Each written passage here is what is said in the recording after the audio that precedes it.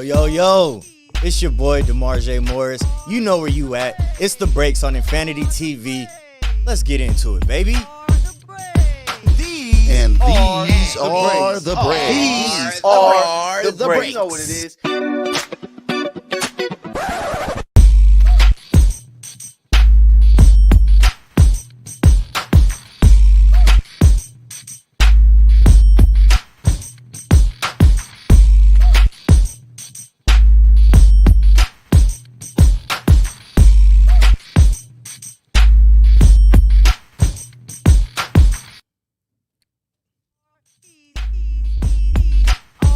Beautiful people. How y'all doing? How y'all living? How y'all feeling? Hopefully great and amazing. Once again, it's your host, DeMarjay Morris. And we at The Breaks, man. I hope y'all had a chance to check out yesterday's show. My man VJ, his debut with Infanity TV. I said what I said. Make sure y'all look out for that weekly because it's a hit. Did his thing yesterday. And it was the holidays. So I hope everybody had a good Christmas, had a good New Year's. Hope everybody was safe. You know, a couple people probably got sick. I know it's that time of year. I know it hit me a little bit. But for the most part, hopefully you guys enjoyed yourself and had a happy, healthy holidays. I want to get right into this Michigan-Washington game from last night. Once again, shout out to brother VJ, huge Michigan fan, so I know he's on top of the world this morning. But I want to get into this game because I did not expect that at all. I thought this game would be a lot closer than what it was. It was a straight beatdown. Okay. When I saw Michigan drive down the field the way they did with that run game and scored with ease, I knew it was going to be a long night for Washington. I thought it would be a close game because Michigan didn't play nobody all season. They had an easy schedule the first 9 weeks. They played all cupcakes. They played 3 ranked teams all season. I mean, technically 4, but Alabama, that was in the playoffs, so I'm not counting that. But as far as regular season, they played 3 ranked teams all season: Penn State, Ohio State, and Iowa. They didn't see an offense like Washington's all year. Ohio State's would be the closest. So I just felt because of those reasons, Washington would be able to hang in this game, get the offense going. You know, Penix has been great throwing the ball downfield. The receivers have been outstanding all year. They say styles make fights. So I just thought, top defense versus top offense. Offense beats better defense. But then they say defense wins championships, and we saw that last night.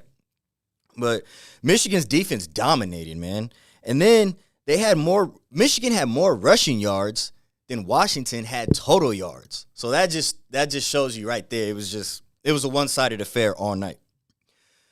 Does Harbaugh leave to the NFL or does he stay in college? I would stay. I mean, you're already the man in Michigan. You won a national championship. You have an opportunity to cement your legacy, win a couple more, go down as one of the greatest college football head coaches of all time. So I would stay. I know they say money talks, and Michigan knows that because they threw him a 10-year, $125 million deal. I want to say it was a little before that game. It might have been after, but I want to say it was a little before that game. They had already offered him a contract. So if I was Harbaugh, I would stay. Why go to the NFL and deal with all the egos? And, I know college kids are making money now, but it's still not like the NFL. So why go and have to deal with all the egos and personalities and all that? You could just stay at Michigan and be the man. So that's my take on it. But, yeah, it was a super disappointing game for Washington. I mean, they do have something they can hang their hat on with them being the last Pac-12 champions, since that conference is no longer. They're dismantling it. So, I mean, that's something cool.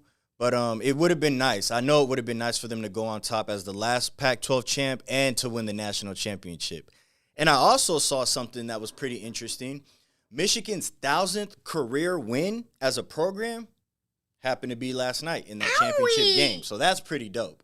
And I know all the Michigan fans are super excited right now. Blake Corum, definitely top draft pick. McCarthy, he's going to be a solid quarterback in the NFL. Regardless if Harbaugh stays or not, it's Michigan. So we know they're always going to attract top talent. They're always going to be a top program in the country, in the Big Ten. It's going to be interesting, though, since Washington and a couple other Pac-12 teams are going to the Big Ten next year. And these two teams meet again next season in the regular season. I believe it's October 5th. Don't quote me on that, but I believe it's October 5th. So it's going to be interesting, man. Michigan gave them a little taste of what the Big Ten's going to be like. I believe they'll be able to hang. Oregon, Washington. I believe Oregon State's going over there as well. I know USC and UCLA are going over there. So I think those teams will be able to hold their own. against majority of the Big Ten teams. But, yeah, Washington, they got a nice little introduction last night on what the Big Ten is going to be like. So, but, hey. But, yeah, those are the reasons why I thought it was going to be a close game. And I know everybody was like, oh, Michigan defense did it. I get it. But like I said, they didn't play nobody. So that's why I just felt like the defensive numbers were inflated. I just felt they really didn't get tested until the end. Washington was way more battle-tested if you look at their schedule. The Pac-12 was a gauntlet this year. You had a bunch of ranked teams. Every week it was almost a tough game. You know, you might have had 2 or 3 matchups in the conference that were pretty easy, you know, for most of the top Pac-12 teams. But, yeah, and then I saw Washington in the Pac-12 championship game. I was in Vegas for that game because I'm a diehard Oregon Ducks fan, and I saw what they did to us. So when I saw that, I was like, yo, they might be able to do it. But I was obviously wrong, so but hey, it's all good. It happens. So yeah, we'll see what happens next year. But that's my thoughts on that game. We got a lot more coming up for y'all, so hang tight. We're gonna take a quick little break. We'll be back in a couple minutes. You know I got them bets for y'all later on, too. I know y'all been missing me because y'all like, yo, where's D's with them plays, man? I'm trying to get this money, man, so don't trip. You know I'm coming back with some of those later on. But, yeah, we about to get into some NBA next. And, yeah, stay tuned. Hey, everyone. I'm Neko Gumike with the LA Sparks, and you are watching Infanity Television.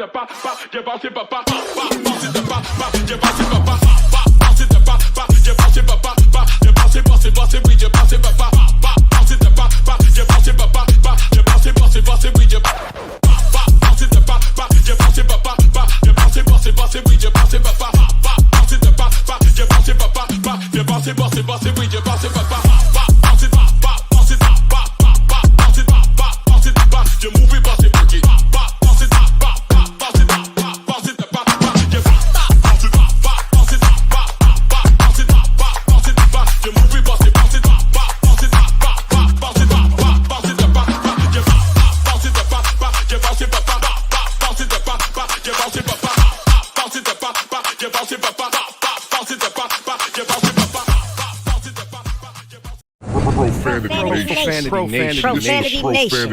A podcast for the fans, by the fans. Dive deep into the topics the other shows miss. Raw and uncensored. And he's going to play team ball. His legacy is at stake. Rare, hard-hitting interviews with players, coaches, and you, the super fans. I'm not hating. I'm like, okay, cool. Good. 3 championships in 5 years. He's more than good, bro. Profanity Nation. Listen live or subscribe on your favorite podcast platform. What's up, y'all? It's your girl, Chanel Gwimike, and you're watching Infanity Television. Boom. Shout out Infanity Television. This is Juju Watkins. See y'all.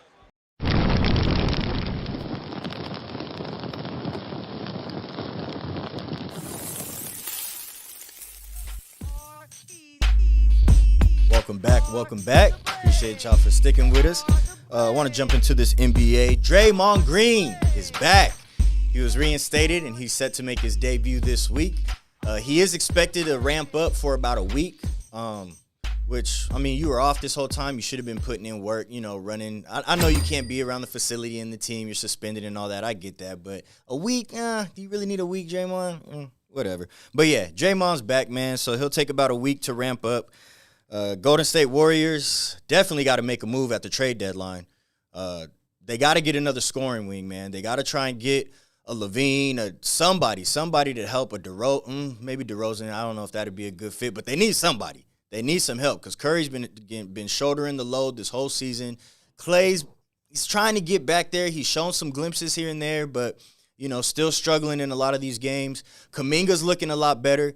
You know, hopefully Kerr can start giving him more minutes. You know, Kuminga came out and said he's disappointed in Kerr's decisions and how he's being used and all that. So he's showing that he could be a big factor, a big impact for this team. So let's see if they can give him some more minutes, man. I love Kuminga's. You know, his size, he's dynamic, nice little mid-range, athletic, you know, gives good effort on defense. So let's see what happens with that, man. And Ja Morant, this sucks so much. But Ja Morant is out for the season after tearing his labrum. He's going to have season-ending shoulder surgery.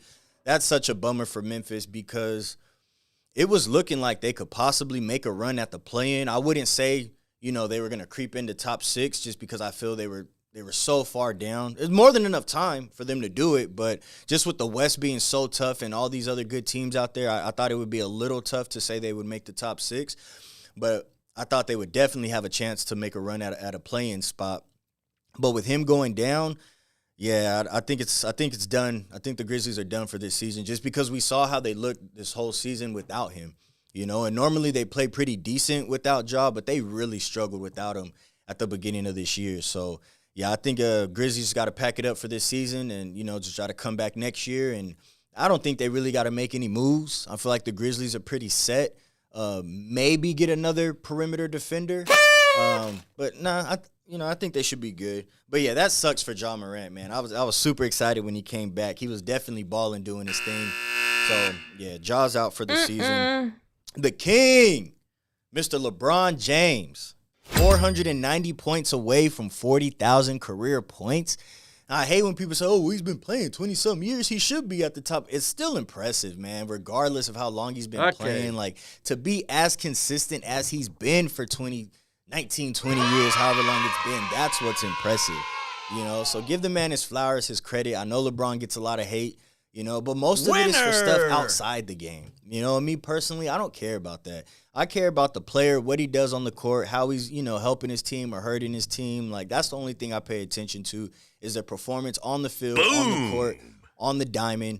That's the only thing I worry about. All the outside stuff, nah, I don't really care about that. The New York Knicks, 4-0 since acquiring OG Anunoby. That was a huge trade, and I love that for the Knicks because getting rid of RJ Barrett, that frees up Brunson so much, and it really just allows him to be that dude on offense. And as far as Julius Randle, there's no excuse now why he shouldn't be able to bring it night in and night out. It's you and Brunson, bro. It's the Brunson and Randle show. The Knicks go as you guys go. So they definitely got to, you know, lead. I mean, I know Brunson's going to do his thing, but, yeah, they definitely got to lead this team and make sure they bring it night in and night out. I believe they have a top 4, top 5 defensive rating since they've gotten OG Anunoby. I love the pairing with him and Josh Hart. You know, that's a good pairing as far as perimeter defenders. Dante DiVincenzo, really good scorer, just a solid ball player. I've always loved DiVincenzo, even when he was in college at Villanova. He's going to get more touches, more shots. Quentin Grimes, you know, they traded quickly too. So, yeah, guys like Grimes and Hart and, you know, other guys are going to be able to get more shots and touches. So let's see what happens with the Knicks, man. I think they could end up that 4th, 5th, 4th at the most. Maybe the 3rd. They may be even able to jump over Philly for that 3rd spot. But I see them finishing 4th, no less than 5th in the East. So yeah, that's definitely some dope moves for the Knicks.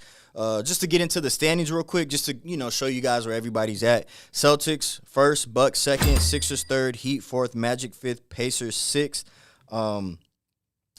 Celtics only undefeated team at home, 17-0. Obviously the favorites to come out the East, but I say it's between them and the Sixers. Bucks, I don't want to hear it about Milwaukee, man. That defense is atrocious. It's horrible. They're giving up so many points. And in the NBA, you got to be able to get stops, man.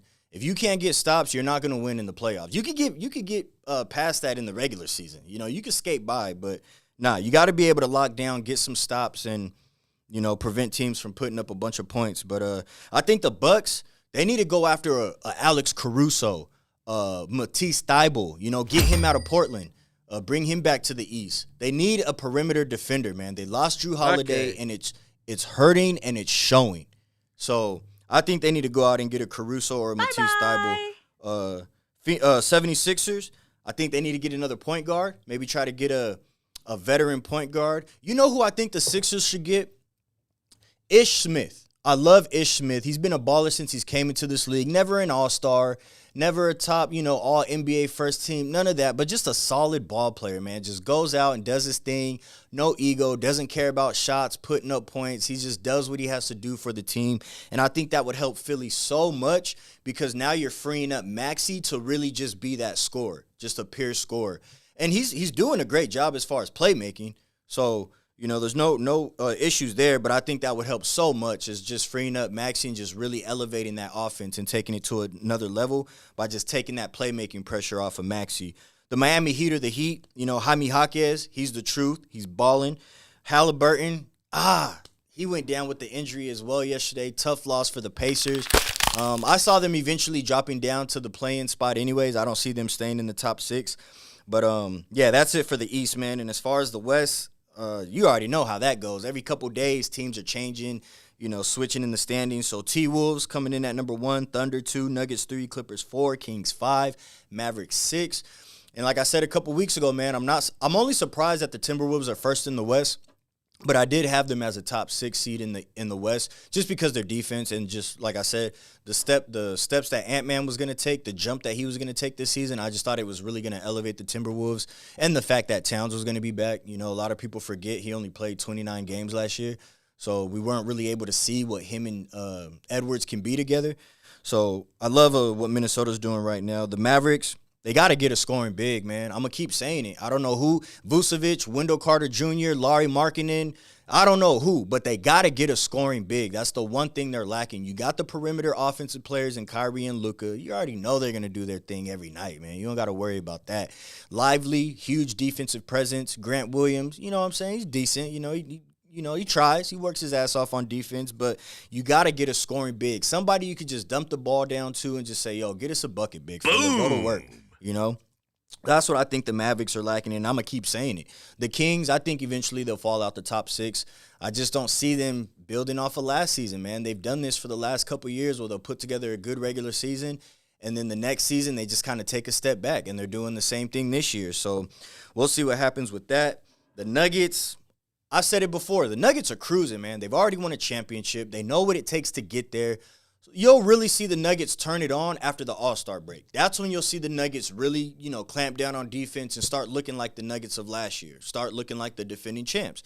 So a lot of people are panicking, the Nuggets, they're not looking like this. Look, as long as you got the Joker there, you're good. Jamal Murray's getting back into his flow. He's been balling. Michael Porter, I love the chemistry they got because guys have been there for a couple years. Everybody knows their role on that team. You could tell there's no egos. It's all about winning. It's all about sacrificing, how to make the team better. So I love the Nuggets. The Clippers, man. How can we not talk about the Clippers? I told y'all it was going to take time, man. It was going to take time. All these people after 3, 4, 5 games losing their minds, going crazy. The Clippers suck. James Harden overrated. Bro, chemistry takes time, no matter what it is. Any kind of team you put together, whether it's co-workers at a job, relationships, everything's about chemistry. Any kind of partnership is all about chemistry, and it's no different with sports. And you're seeing that with the Clippers, Russ went to the bench. Guys are sacrificing. Guys are, and it was really Russ who sacrificed the most, So shout out to Russ because I think that really elevated the team. And like I said before, just Kawhi and Paul George having trust in Harden, knowing that he's still that scorer he could be, especially as far as jump shooting. Obviously, him beating you off the dribble, going to the rack, 50-point games and all that, we're not going to get that anymore. But he could still light you up for 20. You know what I'm saying? So, yeah, man, it's going to be interesting coming down the stretch. NBA's, All-Star break's right around the corner. So we'll see what happens, man. But, hey, once again, got to take a quick little break. We're going to be back with some NFL news. And then, of course, I got them bets later on. So make sure y'all stay tuned because I got a lot more coming for you. Hey, everyone. I'm Neko Gumike with the LA Sparks, and you are watching Infanity Television.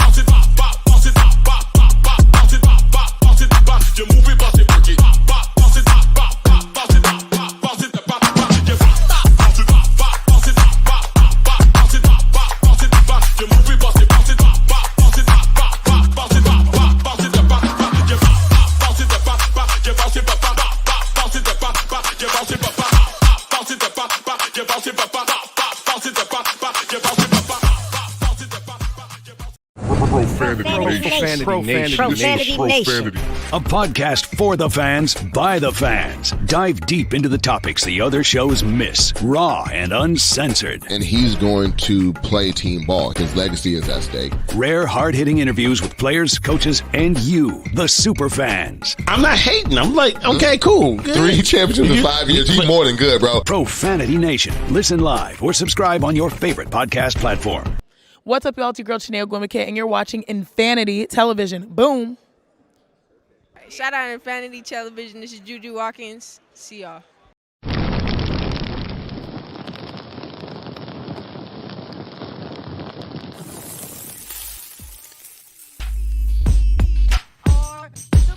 All right.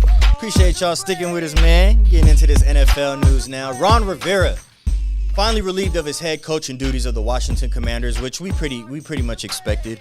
Can we please give Bieniemy the job? Please. I don't want to hear nothing about, they're looking for outsiders and this and that. And I don't want to hear nothing about, maybe Bieniemy doesn't want to be a head coach. The dude is interviewed 16 times in the last couple seasons for a head coaching job. So he obviously wants to be a head coach, and he believes he can be a head coach. And can he please get a legit opportunity? You know, and I don't want to hear nothing about, look how the Washington did with the Chiefs. Okay, sure, he didn't have Mahomes and Tyreek and Kelsey and all that, but look how he had Sam Howell balling, man. Yeah, they struggled down the stretch a little bit, but Sam Howell balled out as a rookie. I love what I saw from them. Yeah, they got to make some improvements on offense, receiver, get another running back. I love Robinson, but I don't think he's the guy. Antonio Gibson, you're probably on your way out. But, yeah, please give Bieniemy the job. Give him a legit shot to show what he can do as a head coach. Bill Belichick, willing to relinquish his general manager duties to stay with the Patriots. Okay. That figures. Why would you want to leave, bro? You've been there 20 years, 21, 22 years. You're the man there. You've been the general manager and the head coach, so you obviously got power. You got pull. So we'll see what happens with that. They got the 3rd pick in the draft. I think it's a no-brainer. I'm pretty sure they'll draft a quarterback. I love Zappy. I feel like he can do some good things in this league, but I know the Patriots want to get back to winning right away, so I think it's a no-brainer. They'll take one of these top quarterbacks coming out the draft, which sucks for Zappy, man, because I feel like he should get a legit shot. Get into some of these end-of-the-year awards. Coach of the Year, they got Kevin Stefanski as the favorite. How?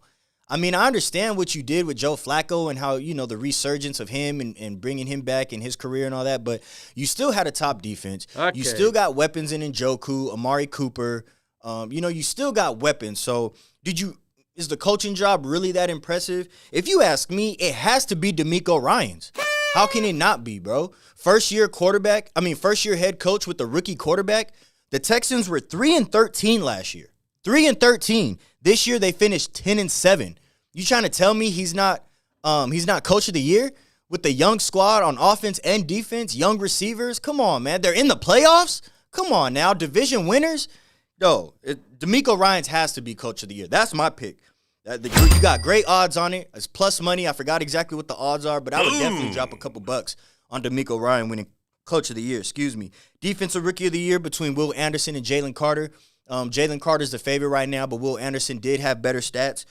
Carter finished with 33 tackles, 20 solo, 13 assisted, 6 sacks, 2 forced fumbles. Very impressive, for a rookie. Will Anderson, 45 tackles, 29 solos, 16 assisted, 7 sacks. It's easy to say that Will Anderson's production contributed to the Texans' success more than Jalen Carter's to the Eagles. Obviously, the Eagles weren't as successful this year as they wanted to be. They struggled down the stretch. That secondary was horrendous. So, yeah, I would give it to Will Anderson just because I would say his production contributed to the Texans' success more than Jalen Carter. So, I got to go with Will Anderson on Defensive Rookie of the Year. Getting into, Offensive Rookie of the Year, C.J. Stroud and Puka Nacua. Great battle between the two. I got to give it to C.J. Stroud just for the same reasons I mentioned DeMeco Ryan as head coach of the year. They're in the playoffs. He's a rookie quarterback.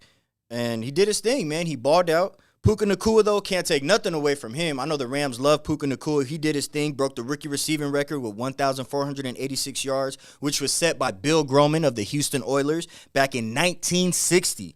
So that record has stood from 1960 till now. Puka Nacua just broke it. And he also broke the season record for receptions as a rookie, which was set by Jalen Waddle in 2021. Nacua finished with 105 receptions as a rookie. So you can make a case for both. And I won't be mad if Nacua wins it, but I would have to give it to C.J. Stroud, especially because it's the quarterback position. The ball touches your hands every single play. The game is in your hands. You know, you have a huge impact on winning and losing. So receivers can only catch the ball if the quarterback's, you know, on his game and giving him the ball and delivering good balls. So I would go with C.J. Stroud. You know, I just think it's more impressive. Rookie quarterback, rookie receiver. I got to give it to the rookie quarterback. Defensive player of the year has to be Myles Garrett. Best defense in the league. Did a great job of pressuring quarterbacks all year, getting them off their spot, making them uncomfortable. Nobody really, gave Myles Garrett any competition. He was pretty much able to dominate every single matchup every single week. And I just think this is the best year of his career. So I think it's easily Myles Garrett. If T.J. Watt wouldn't – I mean, you could make a case for T.J. Watt, but him getting hurt, that hurts a little bit. He did get off to somewhat of a slow start. I think Myles Garrett came out the gate from the beginning, from the jump, and just carried it all the way through the season. So I got to give it to Myles Garrett. Offensive player of the year, Christian McCaffrey. I would think Christian McCaffrey has to win that. You know, if not for Tyreek's injuries these last couple weeks, him slowing down, I would say you can make an argument for Tyreek Hill as far as offensive player of the year. I thought he was going to break Calvin Johnson's record. He was right there. But, obviously injuries and stuff like that kind of messed that up for him. But, yeah, I would say Christian McCaffrey, man. He had that touchdown streak. I believe it was, 16, 20-something games? I forgot what it was, but went crazy. Had so many touchdowns in so many consecutive games. So, and just the way the 49ers looked this year, that offense, he was a huge part in that offense, just being so balanced and, being so effective. So I would give it to Christian McCaffrey. Comeback player of the year. This is the last one. Damar Hamlin is the favorite, understandably, considering what he went through. Shout out to Damar Hamlin. Much love to him and his family. I'm sure most of us know what happened to him last year. Almost passed away playing the game, suffered a cardiac arrest. So great recovery, great story, comeback story for him to come back. Was a huge factor on special teams for the Bills. But I would have to give it to Joe Flacco. I mean, come on, man. The dude was on the couch chilling, eating chips, ice cream, chilling with the kids, the family, Got a call like, wait, huh? You got what? Oh, yeah, I'm there. Let's go. Jumped right off the couch, went to Cleveland, and saved their season. If it wasn't for Joe Flacco, they wouldn't have made the playoffs. Once Deshaun Watson went down, it was a wrap. They looked terrible. No disrespect to Dorian Thompson-Robinson, but PJ, God, I forgot his last name, but PJ, the other quarterback they got. But, yeah, Joe Flacco, man, has to be comeback player of the year. Just his age, he's creeping up in the 40s. I think he is in his early 40s. So, and for him to save Cleveland's season and for him to ball out the way he did, it has to be comeback player of the year. And I know Tom Brady is probably sitting there like, damn, Flacco, I could come back and still put up numbers. I know Brady has to be thinking that, like, damn, why did I retire? I should have stuck around another year or two. And MVP, I'm sorry, this is the last one, MVP. Now, a couple weeks ago, I did say Brock Purdy, and it was Brock Purdy and I believe it was Jalen Hurts, I was saying. But I think it's Lamar Jackson, man. I think Lamar Jackson definitely has it wrapped up. I just think Brock Purdy, that he had a couple bad losses down the stretch. Lamar Jackson, the Ravens looking dangerous. Like I told y'all before, that was my pick before the season, Eagles and Ravens in the Super Bowl. And, Lamar Jackson doesn't get enough love, doesn't get enough credit. Already won an MVP once. So, So shout out to Lamar Jackson, man. The playoffs, they're here. I got some bets on those. You already know I got y'all on that. But, yeah, man, the Ravens are looking dangerous. Ravens are looking really dangerous. I know they lost their tight end, Mark Andrews. That was a tough loss. But, that rookie, though, likely, it's likely that he's going to be the man in Baltimore because I like what I'm seeing from him. And I think Odell was a great addition. Obviously not putting up the numbers people thought, but just having another veteran receiver on that roster, just someone who can help Lamar, knows how to get open, great route runner, great hands, So, yeah, I definitely got Lamar Jackson as MVP. But, hit us in the comments, man. Let us know who you think should be some of these award winners for the season, Because I think it's a pretty close race with some of them. But, yeah, that's it for the NFL end of the season awards.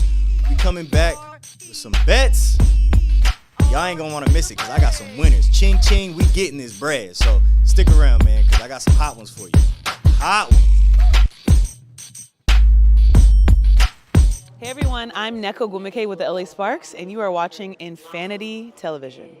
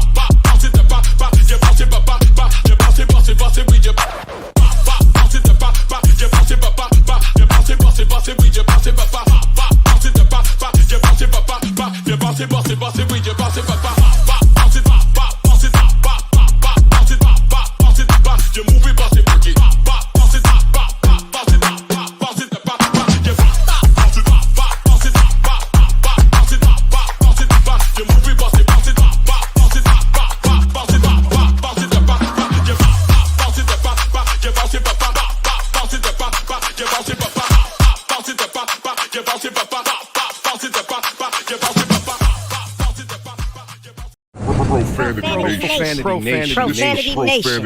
A podcast for the fans, by the fans. Dive deep into the topics the other shows miss. Raw and uncensored. And he's going to play team ball. His legacy is at stake. Rare, hard-hitting interviews with players, coaches, and you, the super fans. I'm not hating. I'm like, okay, cool. Good. 3 championships in 5 years. He's more than good, bro. Profanity Nation. Listen live or subscribe on your favorite podcast platform. What's up, y'all? It's your girl, Chanel Gwimike, and you're watching Infanity Television. Boom. Shout out Infanity Television. This is Juju Watkins. See y'all.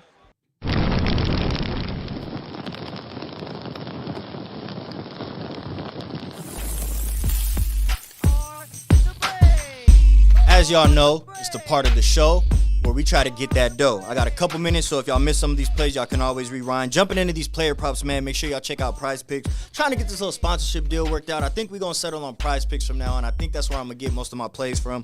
But yeah, going into tonight, Paolo Banchero under 42 points, rebounds, and assists. He's gone over in his last 6 games, but they're playing the Minnesota Timberwolves, which is one of the top defense, arguably the best defense in the league. He should struggle to score in that game. So I love Banchero under 42. Minnesota 6th in points allowed to small forwards, 6th in rebounds allowed, and 7th in assists allowed to small forwards. So it should be a tough game for him. DiVincenzo over 19 points, rebounds, and assists versus the Blazers. He's gone over 4 out of his last 5. Portland is 30th in points allowed to shooting guards, 30th in rebounds allowed, 29th in assists allowed. So I love DiVincenzo in tonight's matchup. De'Aaron Fox, great bounce back spot for him. Only had 3 points the last game, played 25 minutes. They got beat down by the Pelicans. Over 27 points against the Pistons for De'Aaron Fox. The Pistons are 23rd in points allowed to point guard, so I love him to bounce back. And Austin Reeves, over 16.5 points versus the Toronto Raptors. He's gone over 3 out of his last 5. He only scored 8 points the last game and only shot the ball 5 times, but he averages about 10.8 attempts per game. The Raptors are 21st in points allowed versus shooting guards. No OG Anunoby anymore, so that defense is very vulnerable. Gary Trent, good ball player, not known as a defender. They really only got Scotty Barnes. We know Siakam's going to be on AD and Bron. So I love Austin Reeves in a bounce-back spot. So we got Banchero under 42 points, rebounds, and assists. DiVincenzo over 19 points, rebounds, and assists. Fox over 27 points. Reeves over 16.5 points. You could 4-man him, 2-man him, split him up, however you want to do it, but those are winners. Take my word for it. We cashing out. We getting this money. Appreciate y'all. Much love. Tune in tomorrow for Beeves on the breaks. And then we got my man VJ on Saturday with the breaks. So stay tuned, man, because we got a loaded lineup the rest of this week. Much love. Y'all have a good one.